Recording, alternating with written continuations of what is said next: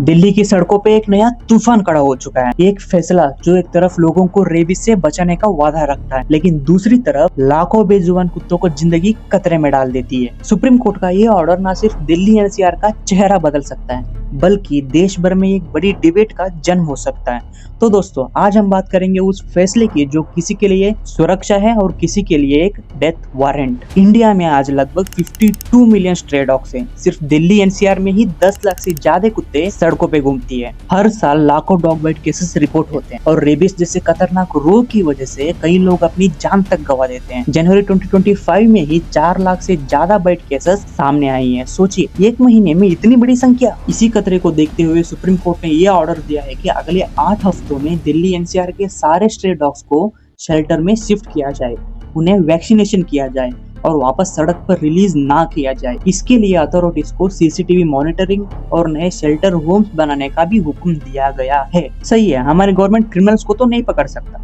उनके हाथ में जो आता है उसको पकड़ लेता है, जैसे कि कुत्ते। लेकिन ये रियलिटी नहीं है मेरी दोस्त, पूरा सुनो। एनिमल राइट्स एंड सेलिब्रिटीज इसे डेथ वारंट कह रहे हैं।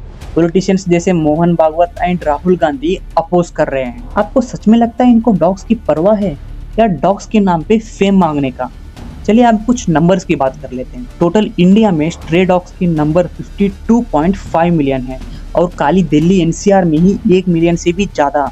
और इंडिया में हर एक साल अकॉर्डिंग टू WHO यानी वर्ल्ड हेल्थ ऑर्गेनाइजेशन 18,000 to 20,000 के बीच में डॉग केसेस रिपोर्ट होते हैं। देखो, एक सिंपल सी बात बताता हूँ, हर एक सिक्के की 2 चेहरा होता है। ठीक वैसे ही इस केस में भी है। एक तरफ है डॉग्स और दूसरी तरफ है वो लोग जिन्होंने इस कुत्तों की वजह से अपनी करीबी लोगों को खोया है। मेरी पॉइंट ऑफ व्यू से ये है कि नो डाउट डॉग्स क्यूट होते हैं, लॉयल होते हैं और बात नहीं कर पाते क्योंकि जानवर है।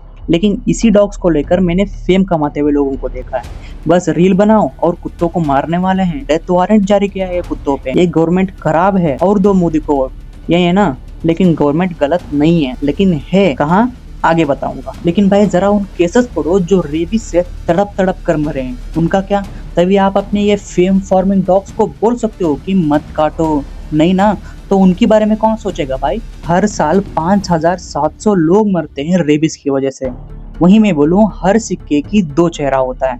दूसरा डॉग्स की। गवर्नमेंट डिसीजन तो लिया है लोगों को बचाने के लिए, लेकिन क्या ये कर पाएंगे? देखो भाई, एक पिलर बनाने के लिए इनको सालों का वक्त चाहिए। ऐसे में क्या 10 लाख डॉग्स को शेल्टर कर पाएंगे? लेकिन जगह तो सिर्फ कुछ हजार डॉग्स की है। सुप्रीम कोर्ट ने 8 हफ्तों में सारे डॉग्स को शिफ्ट करने का ऑर्डर दिया है, लेकिन ग्राउंड रियलिटी ये है कि ये फिजिकली इम्पॉसिबल है। इसका मतलब ये है कि या तो डॉग्स को क्रूअल कंडीशन में बंद कर दिया जाएगा या फिर चुपके से उन्हें मार दिया जाए, जो ऑर्डर में लिखा नहीं है। और दूसरी ये है कि WHO रिपोर्ट करता है कि 18,000 to 20,000 डेथ हुई है रेबीज की वजह से। लेकिन प्रॉब्लम सिर्फ डॉग बाइट्स नहीं, असली क्राइसिस है वैक्सीन की कमी। जैसे अभी एक पेशेंट को हॉस्पिटल से वापस भेज दिया गया क्योंकि एंटी रेबीज वैक्सीन अवेलेबल नहीं था।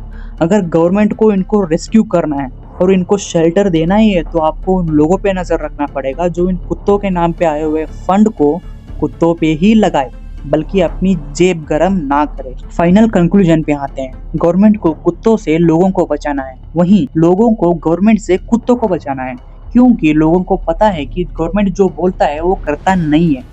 तो दोस्तों, सुप्रीम कोर्ट का 11 अगस्त 2025 का ये ऑर्डर एक तरफ लोगों का सेफ्टी अश्योर करता है, लेकिन दूसरी तरफ एक एनवायरमेंटल क्राइसिस का जन्म दे सकता है। अक्टूबर तक डिसाइड हो जाएगा कि दिल्ली की सड़कों से डॉग्स गायब होंगे या फिर ये प्लान कोलैप्स करेगा। आपको क्या लगता है, क्या ये फैसला एक परमानेंट सोल्यूशन है या एक टेम्पररी क्विक फिक्स?